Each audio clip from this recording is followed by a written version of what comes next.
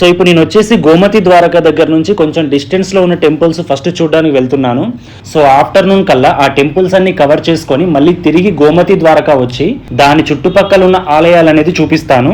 So ఇప్పుడు మనం first చూడబోయేది రుక్మిణీదేవి ఆలయం. ఇది ద్వారకాధీష్ టెంపుల్ దగ్గర నుంచి 2.5 కిలోమీటర్స్ ఉంటుంది. యాక్చువల్గా ఇవన్నీ విజిట్ చేయడానికి బస్సు లేదంటే ఆటోలు ఇవన్నీ కూడా మనకు పాసిబుల్గా ఉంటాయి అనమాట. యాక్చువల్గా వచ్చేసి ఏంటంటే బస్సు నుంచి కాకుండా మేము ఆటో మాట్లాడుకున్నాం. ఎందుకనంటే ఇంకా కంప్లీట్గా ఈ రోజంతా కూడా మాకు తిప్పి చూపించేలాగా మేము ఒక 1500 అలా మాట్లాడుకున్నాం అనమాట. సో మేము బస్సు ఇంకా వేరే ఏ ట్రావెల్తో వెళ్ళినా కూడా కొంచెం ఇంక ఎక్కువనే అవుతుంది. సో అందుకని చెప్పేసి ఇంకా మొత్తం ఈ ఆటో పర్సనే చూపించమని చెప్పేసి అన్నాము. సో మనకు టెంపుల్ లోపలికి ఇక్కడ నుంచే వెళ్తారు. సో టెంపుల్ అనేది కూడా చాలా బ్యూటిఫుల్ గా ఉంది. యాక్చువల్ గా రుక్మిణీదేవి ఆలయం సపరేట్ గా ఎందుకుంది అండ్ స్థల పురాణం ఏం చెప్తుందో ఒకసారి చూద్దాం. ఒకసారి దుర్వాస మహర్షిని రుక్మిణి సమేతంగా శ్రీకృష్ణుడు తన రాజ్యమైన ద్వారకాపురికి విందు కోసం ఆహ్వానిస్తాడు. దుర్వాస మహర్షి ఎక్కిన రథాన్ని స్వయంగా శ్రీకృష్ణుడు రుక్మిణీదేవి లాగుతుండగా కొంత దూరం వెళ్ళాక దాహం వేసిన రుక్మిణీదేవి కోసం శ్రీకృష్ణుడు తన బొటన వేలుతో భూమిని తవ్వగా గంగాదేవి బయటికి రాగా ఆ నీటితో రుక్మిణీదేవి దాహం తీర్చుకుంటుంది. అది చూసిన దుర్వాస మహర్షి కోపంతో ఆ నీరును నాకు ఇవ్వకుండా రుక్మిణికి అందేలా చేస్తావా అని శ్రీకృష్ణుడిని రుక్మిణీదేవిని విడిపోమ్మని, అలాగే గోమతి నదికి 40 కిలోమీటర్ల దూరంలో ఎక్కడ మంచినీరు లభించదని అంతా ఉప్పు నీరే దొరుకుతుందని శపించాడు. సో అందువల్లనే రుక్మిణీదేవి ఆలయం ఇక్కడుంది. సో చూడండి ఈ టెంపుల్ అనేది ఎంత బ్యూటిఫుల్గా చెక్కారనేది, అసలు చిన్న చిన్న మైనర్ డీటెయిల్స్ కూడా మనకు తెలిసేలాగా అద్భుతంగా చెక్కారు. అండ్ ప్రతి టెంపుల్ మీద అంటే మనకు ద్వారకాలో ఉన్న ప్రతి టెంపుల్ మీద రంగురంగుల జెండాలు ఎగురుతూ ఉంటాయి అనమాట. అండ్ ప్రతి జెండా మీద కూడా మనకు సూర్యచంద్ర గుర్తులు ఖచ్చితంగా ఉంటాయి. సో మనకి ఇదంతా చూస్తుంటే ఒక ఆర్నమెంట్ చూసినట్టుగా ఉంటుంది. యాక్చువల్గా టెంపుల్ మొత్తం చుట్టూ తిరిగి చూపించడానికి నేను ట్రై చేస్తున్నాను.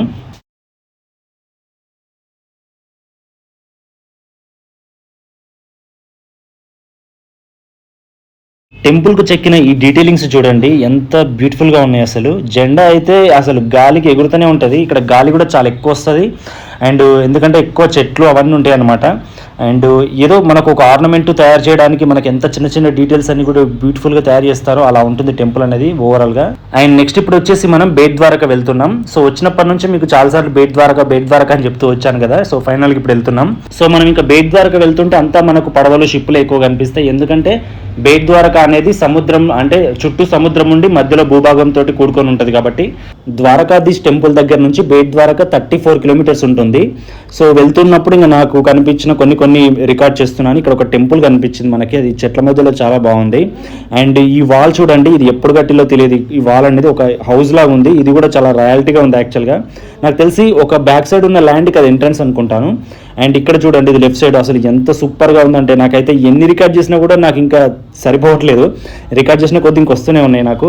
సో ఫైనల్గా మనకు సముద్రం వచ్చేసింది. ఇంకా లెఫ్ట్ సైడ్ మొత్తం బోట్స్ అన్ని కూడా ఆగి ఉన్నాయి అనమాట. యాక్చువల్గా ప్రజెంట్ వచ్చేసి వేయం కూడా నడవట్లేదు. సో అది కంప్లీట్గా బ్యాడ్ లక్ లాగా ఫీల్ అవుతున్నాను. ఎందుకనంటే నేను చాలా ఆశతో వచ్చాను, నేను బోటింగ్ చేయాలి, వీలైనంత వరకు బోటింగ్ చేద్దాము చాలా ప్లేస్లలో అనుకొని వచ్చాను. కానీ అసలు ఆ ఛాన్స్ లేకుండా సముద్రంలో తుఫాన్ ఉందని చెప్పేసి అని మొత్తం అన్ని కూడా ప్రజెంట్ యూజింగ్లోకి లేవు. అండ్ మళ్ళీ ఇది డిసెంబర్లో ఓపెన్ చేస్తారంట బోటింగ్ అనేది.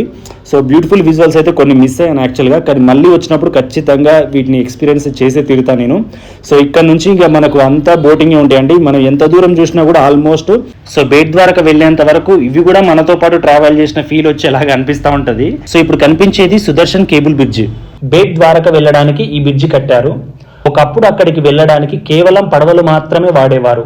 వర్షాకాలంలో పెరిగే సముద్ర మట్టానికి తుఫాన్లకి అక్కడ ఉండే ప్రజలకు ఇంకా భక్తులకు పడవల ప్రయాణం ఇబ్బందికరంగా మారడంతో ఇప్పుడు మనకు కనిపిస్తున్న ఈ కేబుల్ బ్రిడ్జ్ 979 కోట్ల వ్యయంతో 2.320 మీటర్ల పొడవుతో 7th అక్టోబర్ 2017లో స్టార్ట్ చేసి 10th డిసెంబర్ 2023లో పూర్తి చేస్తే 25th ఫిబ్రవరి 2024లో నరేంద్ర మోడీ గారి చేతుల మీదుగా ఓపెన్ చేశారు. సో నేనున్న బ్రిడ్జ్ దగ్గర నుంచి ఈ విజువల్ అనేది చాలా డిస్టెన్స్ లో ఉంది. మరి జూమ్ చేసి మరి తీస్తున్నా. సముద్రం చూడండి ఎంత ఫ్లాట్ గా కనిపిస్తుందో మనకి. సో ఇంకా బ్రిడ్జ్ మీద కొద్దిసేపు టైం స్పెండ్ చేశాను. మొత్తం విజువల్స్ అన్ని కూడా రికార్డ్ చేసుకుంటూ ఉండి ఈ వే అనేది చాలా మంచిగా అనిపించింది అనమాట. మనం వాక్ చేయడానికి ఇది ఫుట్పాత్ లాగా పెట్టారు బ్రిడ్జ్ అటు ఇటు. సో నాకు ఇది కంప్లీట్ గా దుర్గం చెరువు ఫీల్ వచ్చింది యాక్చువల్గా హైదరాబాద్లో ఉన్న దానిలాగా. ఇంకా తిరిగి మళ్ళీ నేను ఆటోలో బేట్ ద్వారకాకి బయలుదేరాను. బేట్ ద్వారకా దీనికే పురాణాల ప్రకారం మరో పేరు కూడా ఉంది, అదే శంకోదర్. బేట్ ద్వారకాలో బేట్ అంటే బహుమతి అనే అర్థం. దానికి సంబంధించిన కథ అక్కడికి వెళ్ళాక చెప్తా. సో ఇక్కడ నుంచి మనకి ఇంకా టెంపుల్ దగ్గరికి వెళ్ళే యాక్సెస్ కనెక్టివిటీ రోడ్ అనేది స్టార్ట్ అయ్యింది అనమాట. సో మనం ఆటోలో వచ్చినా బస్సులో వచ్చినా కూడా మనకి ఇక్కడ దగ్గర ఇంకా స్టాప్ చేసేస్తారు. ఇంకా ఇక్కడ నుంచి మనం కంప్లీట్గా టెంపుల్ దగ్గర వరకు కూడా మనం నడుచుకుంటూనే పోవాల్సి ఉంటుంది. సో వెళ్తున్నప్పుడు మనకు లెఫ్ట్ సైడ్ ఇవన్నీ షాప్స్ ఇవన్నీ కూడా కనిపిస్తూ ఉంటాయి. మనకు టిఫిన్స్ కానీ లేదంటే కూల్ డ్రింక్స్ కానీ ఇంకా షాపింగ్కి సంబంధించి దేవునికి సంబంధించి అన్ని కూడా ఇక్కడ నుండి మనకు స్టార్ట్ అవుతాయి అనమాట. శ్రీకృష్ణుడు తన అవతారాన్ని చాలించి వైకుంఠానికి వెళ్ళిన తర్వాత అసలైన ద్వారక సముద్ర గర్భంలో కలిసిపోగా మిగిలిన ఈ చిన్న భూభాగమే బేట్ ద్వారక. ఇక్కడ శ్రీకృష్ణుడు తన అష్టభార్యలతో నివసించేవాడంట. బేట్ ద్వారక మహాభారతం స్కంద పురాణాల్లో చెప్పిన ద్వారకా నగరంలోని భాగంగా భావిస్తారు. గుజరాత్ పండితుడు ఉమాశంకర్ జోషి మహాభారతం సభాపర్వంలో ప్రస్తావించిన అంతర్ద్వీపం అంటే బేట్ ద్వారకాయే అని చెప్పాడు. ఈ ద్వీపంలో విస్తారంగా దొరికే శంఖాల కారణంగా దీనికి శంఖోదర్ అనే పేరు కూడా వచ్చింది. శ్రీకృష్ణుడి చిన్ననాటి గురుకుల స్నేహితుడైన సుదాముడు ఒకసారి శ్రీకృష్ణుడిని కలవడానికి వచ్చినప్పుడు తాను తెచ్చిన అటుకులను బహుమతిగా ఇస్తే ఎంతో ఇష్టంగా శ్రీకృష్ణుడు తిన్న స్థలం కూడా ఇదేనట. అలాగే శ్రీకృష్ణుడు గోమతి ద్వారక పట్టణంలో రాజ్యసభ పనులు ముగించుకొని రాత్రికి ఇక్కడికి తిరిగి వచ్చేవాడని చరిత్ర చెప్తుంది. సో ఇది వచ్చేసి మెయిన్ టెంపుల్ దగ్గరికి వెళ్ళే ఎంట్రన్స్ డోర్ అండి. ఇక్కడ నుంచి స్ట్రైట్ గా వెళ్ళిపోయి మనం రైట్ తీసుకుంటే క్యూ ఉంటుంది అనమాట. అండ్ ఇక్కడే మనం కెమెరా కానీ ఇవన్నీ కూడా వాళ్ళకి హ్యాండ్ ఓవర్ చేసేయాలి, ఎందుకంటే ఇక్కడ కూడా మనకు అలో లేదు వీడియోస్ ఇట్లా తీయడానికి. సో బేట్ ద్వారక టెంపుల్ అనేది ఎవరు కట్టారనేది ఒకసారి చూద్దాం. శ్రీకృష్ణుడి భక్తుడైన వల్లభాచార్య దీన్ని నిర్మించినట్లు చెబుతారు. ప్రధాన ఆలయమైన గోమతి ద్వారకాలో ద్వారకాధీశుడి విగ్రహం లాగానే బేట్ ద్వారకాలో కూడా ఉంటుంది.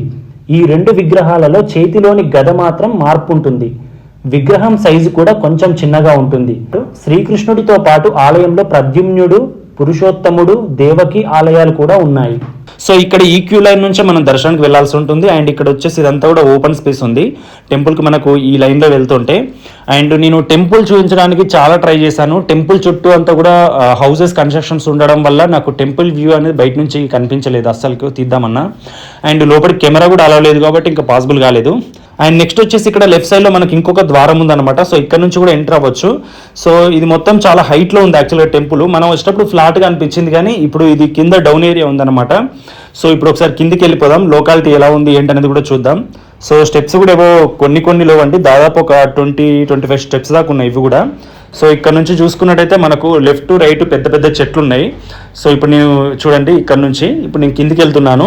సో ఎలా ఉంది ఏంటని వెహికల్స్ నేను చెప్పాను కదా చాలా డిఫరెంట్ వెహికల్స్ ఉన్నాయి. మేబీ ఇక్కడ ఎక్కువగా ఇవే వాడతారు అనుకుంటా, చిన్న చిన్న షాపులు ఉన్నాయి. అండ్ ఈ లోకాలిటీ మనం కంప్లీట్గా చూసుకుంటూ వెళ్దాం. కొంచెం ముందుకు వెళ్తున్నాను ఇప్పుడు నేను. సో వెహికల్స్ మనం రెగ్యులర్గా మన ఊళ్ళో ఆటోలో ఎలాగైతే పక్కన పార్క్ చేసుకొని ఉంటారో ఇలాంటి ఒక వీటిని ఏమంటారో కూడా నేను తెలియదు యాక్చువల్గా, అడగడం కూడా మర్చిపోయాను అక్కడ. సో లెఫ్ట్ సైడ్ మనకు ఆపోజిట్లో కనిపిస్తున్న బిల్డింగ్ ఇదంతా కూడా ఒక సినిమా సెట్లోకి వెళ్తున్న ఫీలింగ్ వచ్చింది నాకు యాక్చువల్గా. సో ఇవన్నీ కూడా చాలా ఓల్డ్ కన్స్ట్రక్షన్స్ అండి. ఇవి ఏవి కూడా ఇప్పటికీ కొన్ని వాడకంలో ఉన్నాయి, కొన్ని అలాగా వదిలేశారు. బట్ వీటి వల్లే చాలా బ్యూటీ వచ్చింది అనుకుంటా నాకు తెలిసి. సో వీటిని కూలగొట్టి కట్టేస్తే ఇంకా నార్మల్గా మన ఊరికి ఇంకా దీనికి పెద్ద తేడా లేకుండా కనిపిస్తుంది. కానీ ఇలా ఉంచడం చాలా సూపర్గా అనిపించింది నాకు యాక్చువల్గా. ఇంకా ఇక్కడ లెఫ్ట్ సైడ్లో ఒకటి ఉంది చూడండి, ఇది మరి ఆ కాలంలో ఇది గవర్నమెంట్కి సంబంధించి అయి ఉంటుందో లేకుంటే స్కూల్ అయి ఉంటుందో నాకు తెలియదు. సో చూస్తే ఆ డోర్స్కి వచ్చిన కలర్ చూస్తేనైతే ఇది ఒక స్కూల్ లాగానే అనిపిస్తుంది. సో ఇందాక మనం స్టెప్స్ కిందికి వచ్చాం కదా, కింది నుంచి చూడండి వ్యూ అనేది చాలా బాగుంది. మనం టెంపుల్ లోపలికి పైకి వెళ్ళడానికి ఇది. అండ్ నెక్స్ట్ ఇప్పుడు వచ్చేసి నేను సముద్రం దగ్గరికి వెళ్తున్నాను. సో మనకు అక్కడికి వెళ్తుంటే ఇవన్నీ చిన్న చిన్న షాప్స్ అన్ని కూడా ఇక్కడ మనకి ఇలా ఉంటాయి అన్నమాట. అండ్ టెంపుల్ దగ్గర నుంచి సముద్రం అనేది జస్ట్ ఒక 150 నుంచి 200 మీటర్సే ఉంటుంది. అండ్ ఇక్కడ ఒక చిన్న షాప్ చూడండి, లోపల ఇవన్నీ డబల్ రొట్టెలు అనుకుంటే ఇవన్నీ కూడా. అండ్ ఈ గలీలోకి ఇలా వాక్ చేసుకుంటూ వెళ్తుంటే చిన్న చిన్న షాప్స్ తోటి ఇవన్నీ చాలా ఓల్డ్ కన్స్ట్రక్షన్స్ అనమాట. ఇవన్నీ మనకి ఇలా కనిపిస్తూ ఉంటాయి. అండ్ స్ట్రైట్గా వెళ్ళిపోతే అక్కడ మనకు అన్నీ ఇంకా అక్కడ వీటిని పార్క్ చేసినాయి అంటారా, మేబీ అదే అంటారు అనుకుంటా. ఇవన్నీ బోట్స్ ఇలా ఉన్నాయి అనమాట. ఈ వే కనిపిస్తుంది కదా, ఇక్కడ నుంచి వాక్ చేసుకుంటూ సో అక్కడ దాకా మనకు ఒక 20 మీటర్స్ 30 మీటర్స్ దాకా మనం వాక్ చేసుకుంటూ వెళ్ళొచ్చు సముద్రం కొంచెం ముందుకి. సో ఈ ప్లేస్మెంట్ అంతా కూడా బోటింగ్ కోసమే అనమాట. సో ప్రజెంట్ అయితే బోటింగ్ అనేది లేదు కాబట్టి మనకు ఆ ఎక్స్పీరియన్స్ అయితే మిస్ అవుతున్నాను. అండ్ తిరిగి వెనక్కి వస్తుంటే నాకు ఈ హౌస్ కనిపించింది. ప్రకృతిలో ఈ హౌస్ మొత్తం కలిసిపోయినట్టుగా చూడండి, మొత్తం గ్రీనరీ తోటి ఎప్పటిదో హౌస్ ఇది. అండ్ నెక్స్ట్ ఇది వచ్చేసి టెంపుల్ దగ్గర ఉండే ఇది ఒక కన్స్ట్రక్షన్, ఇది కూడా చాలా బ్యూటిఫుల్ గా అనిపించింది. ఇంకా ఇది చూడండి అరుంధతి బిల్డింగ్ లాగా ఉంది. సో పెయింటింగ్స్ అన్ని ఎలిసిపోయి ఇది కూడా చాలా పురావస్తుకు సంబంధించిన బిల్డింగ్ లాగా ఉందన్నమాట. సో ఇక్కడ ఫొటోస్ వీడియోస్ కానీ దిగితే అసలు మామూలుగా రావు, బ్యాక్గ్రౌండ్లోనైతే అదిరిపోద్ది. అందుకని చెప్పేసి అని మన బ్యాక్గ్రౌండ్లో కూడా ఉండాలని ప్లాన్ చేసుకొని వెనకొచ్చేలాగా సెల్ఫీ స్టిక్తో తీసుకుంటున్నాను. ఇలాంటి కన్స్ట్రక్షన్స్ చాలా అంటే చాలా ఉన్నాయి. ఇంక ఇలా నుంచి కొంచెం మళ్ళీ ముందుకు రాగానే ఇక్కడ ఒకటి కేరళ స్టైల్లో ఉంది. ఇది యాక్చువల్గా క్లినిక్ అంట. అండ్ ఇది వచ్చేసి ఒక అయ్యగారి హౌస్, అంటే మన ఇక్కడ టెంపుల్లో ఎక్కడ చేస్తారో తెలియదు, వీళ్ళ హౌస్. సో పూర్వం ఇంకా బ్యూటిఫుల్గా ఉన్నట్టుంది హౌస్ అనేది. ఇంకొంచెం ముందుకు ఇలా వస్తూ ఉంటే ఇక్కడ భక్తుల భజన జరుగుతుంది, ఒకసారి అది కూడా చూద్దాం.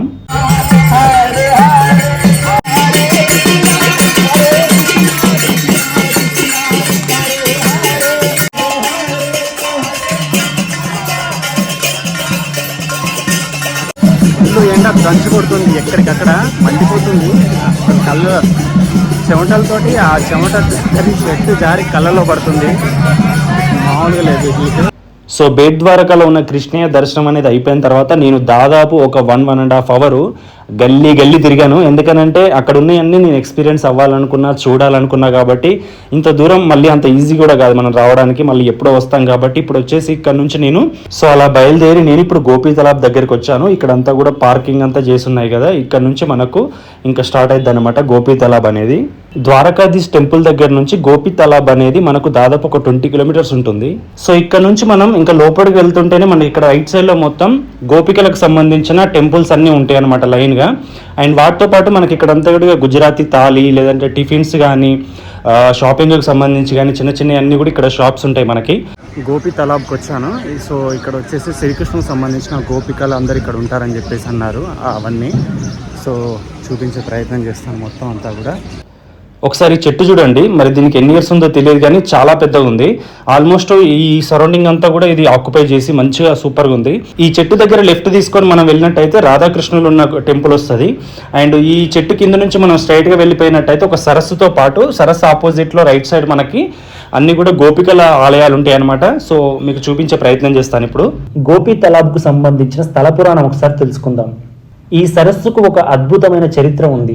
16,000 మంది రాకుమార్తెలను బంధించిన నరకాసురుడిని చంపి వారిని శ్రీకృష్ణుడు విడుదల చేస్తాడు. అప్పుడు ఆ రాకుమార్తెలు, కృష్ణ, ఇంతకాలం ఆ నరకాసురుడు బందీగా ఉన్న మమ్మల్ని ఎవరు వివాహం చేసుకోరు, దయచేసి నువ్వే మమ్మల్ని వివాహమాడమని కన్నీళ్లతో వేడుకుంటారు. అందుకు కృష్ణయ్య వారిని వివాహమాడి ముక్తిని ప్రసాదిస్తాడు. శ్రీకృష్ణుడు బృందావనం ఇంకా మధుర వీడి ద్వారకా వచ్చినప్పుడు గోపికలు ద్వారకా చేరుకొని శ్రీకృష్ణుణ్ణి ఈ సరస్సు దగ్గరే కలుసుకున్నారంట. కృష్ణయ్య తన అవతారాన్ని ముగించిన విషయం తెలుసుకొని గోపికలందరూ ఈ సరస్సులోనే దూకి ఆత్మార్పణం చేసుకొని ఆ పరమాత్మలో లీనమయ్యారని చరిత్ర. అందుకే ఈ సరస్సులోని నీరుకు అనేక వ్యాధులను నయం చేయగల దైవిక లక్షణాలు కలిగి ఉందని నమ్ముతారు. ముఖ్యంగా చర్మానికి సంబంధించినవి ఎలాంటి రోగాలున్నా గోపీచందన్గా ప్రసిద్ధి చెందిన ఈ మట్టిని కొనుగోలు చేస్తారు. సో నేను ఇంక ఈ సరస్సు చుట్టూ ఒక రౌండ్ వేసాను. నాకు ఇలాంటి పెద్ద పెద్ద చెట్లు ఎన్నో కనిపించినాయి. నేను ఇక్కడ నుంచి నడుస్తుంటే అసలు నేను ఏదో అడవిలోకి వెళ్తున్న ఫీలింగ్ లాగా అనిపించింది. లైక్ ఇదంతా కూడా అడవే నిజంగా చెప్పాలంటే. సో చూస్తున్నారు కదా, చాలా బ్యూటిఫుల్గా ఉంది మొత్తం నేచర్ అంతా కూడా మనకు చూడడానికి. అండ్ నెక్స్ట్ ఇప్పుడు వచ్చేసి నేను ఇంకా టెంపుల్ దగ్గరికి వెళ్తాను. ఇందాక నేను టెంపుల్ ప్రాంగణంలోకి వచ్చినప్పుడు ఒక చెట్టు దగ్గర లెఫ్ట్ తీసుకుంటే టెంపుల్ దగ్గరికి వెళ్తామని చెప్పాను కదా. సో ఇప్పుడు అక్కడ నుంచే నేను వెళ్తున్నాను అనమాట. సో మనకు రైట్ సైడ్ లెఫ్ట్ సైడ్ అంతా కూడా చిన్న చిన్న కొట్లు ఉన్నాయి. ఇక్కడ అన్ని కూడా దేవునికి సంబంధించిన అవన్నీ అమ్ముతూ ఉంటారు. సో సరస్సుకు సంబంధించిన కింద వాగు అనమాట. ఇట్లా వెళ్ళిపోవడానికి ఒక చిన్న బ్రిడ్జ్ లాగా కట్టారు. సో దీన్ని దాటేసి మనం వెళ్ళిపోవాల్సి ఉంటుంది. యాక్చువల్గా వెళ్తుంటే మనకు ఏదో విలేజ్లోకి, అంటే లైక్ ఒక చిన్న చిన్న హౌసెస్ ఉన్న విలేజ్లోకి వెళ్తున్న ఫీలింగ్ లాగా వస్తుంది. సో మనకు ఇక్కడ టెంపుల్ ఉందా అనిపించేలాగా కూడా ఉంటుంది అనమాట. సో చూడండి, మన ఓల్డ్ అంటే మన విలేజ్లో ఉండే గోడలు ఎలా ఉంటాయో లైక్ అలానే ఉంటాయి. కానీ ఏదో టెంపుల్ అంటే పెద్ద పెద్దగా కన్స్ట్రక్షన్స్ అట్లా లేకుండా చాలా సింపుల్గా ఉందన్నమాట. మొత్తం అంతా కూడా ఏదో అడవిలో అరేంజ్ చేసిన ఒక టెంపుల్ లాగా అనిపిస్తూ ఉంటుంది మనకి. అండ్ ఇంకా గోవులు ఇక్కడ ఎక్కడ పడితే అక్కడనే కనిపిస్తూ ఉంటాయి మొత్తం మనకు ద్వారకా అంతా కూడా. సో ఇక్కడ కూడా ఉన్నాయి. సో నాతో పాటు ఇది లోపలికి వస్తుందా? రావట్లేదు. సో లోపలికి వచ్చాను. నాకైతే మా పాతిల్లు గుర్తొచ్చింది యాక్చువల్గా. ఈ బ్యాక్ సైడ్ చూడగానే ఈ చిన్న సందులో నుంచి ఇంకా మనం వెళ్ళగానే ఆల్మోస్ట్ ఇక్కడ అన్నీ కూడా కొబ్బరికాయ ఇవన్నీ అమ్ముతూ ఉంటారు. సో ఇక్కడ కూడా మనకు కెమెరాలో లేదనమాట, అంటే దేవుణ్ణి తీయడానికి. సో అందుకే నేను తీయట్లేదు. ఈ డోర్ ఓపెన్ చేసుకొని బయటికి వెళ్తే మళ్ళీ మనకు సరస్సు కనిపిస్తుంది. అండ్ ఇక్కడ వచ్చేసి అన్ని దేవుళ్ళకి సంబంధించిన అవన్నీ కూడా అమ్ముతున్నారనమాట. అండ్ నెక్స్ట్ ఇప్పుడు నేను బయటకు వచ్చాను. ఇంకా నేను గోపి తలాబ్లో చూడాల్సినవన్నీ చూసేసి లైక్ సరస్సు లేదా గోపికల టెంపుల్స్ అవన్నీ చూసేసుకొని ఇప్పుడు ఇంకా మళ్ళీ ఆటో ఎక్కేసి వెళ్ళిపోతున్నాను. ఇప్పుడు నేను వచ్చేసి ఎక్కడికి వెళ్తున్నాను అంటే నాగేశ్వర్ జ్యోతిర్లింగానికి బయలుదేరుతున్నాను. నేను ఇప్పుడు నేను చూస్తున్న లాంగ్ డిస్టెన్స్ ఉన్న టెంపుల్లో ఇదే లాస్ట్ అన్నమాట. సో ఇది వచ్చేసి నాగేశ్వర జ్యోతిర్లింగానికి వచ్చే టెంపుల్ యొక్క ఎంట్రన్స్ ఆర్చ్ అన్నమాట. సో అక్కడ నుంచి నేను కెమెరా ప్యాన్ చేస్తున్నాను. ఇంక ఇక్కడ అంతా కూడా ఎక్కడెక్కడ నుంచి వచ్చిన వెహికల్స్ కానీ మనకు ట్రావెలింగ్ అన్ని కూడా ఇక్కడే ఆపేస్తారు. యాక్చువల్గా మనకు ఒక 3 కిలోమీటర్స్ డిస్టెన్స్ నుంచే ఈ మహాశివుడి విగ్రహం మనకు దర్శనమిస్తూ ఉంటుంది టెంపుల్ దగ్గరకు వచ్చేంత వరకు కూడా. అండ్ ఇది వచ్చేసి మనకు కంప్లీట్ గా టెంపుల్ లోపలికి వెళ్ళే ఎంట్రన్స్ ఆర్చ్ లాంటిది. సో చాలా బ్యూటిఫుల్ గా ఉంటుంది. ఇప్పుడు నేను లోపలికి వెళ్తున్నాను. ద్వాదశ జ్యోతిర్లింగాల్లో 10వ లింగం నాగేశ్వర జ్యోతిర్లింగం. 125 అడుగుల ఎత్తు, 25 అడుగుల వెడల్పు ఉన్న మహాశివుడు మనకు కనిపిస్తాడు. ప్రస్తుతం మనం చూస్తున్న ఈ ఆలయాన్ని టీ సిరీస్ అధినేత గుల్షన్ కుమార్ మరణానంతరం ఆయన ఫ్యామిలీ వాళ్ళు 2 కోట్లతో ఈ టెంపుల్ కట్టించారు. నాగేశ్వర జ్యోతిర్లింగం గురించి శివపురాణంలో ఉన్న ఈ కథ చూద్దాం.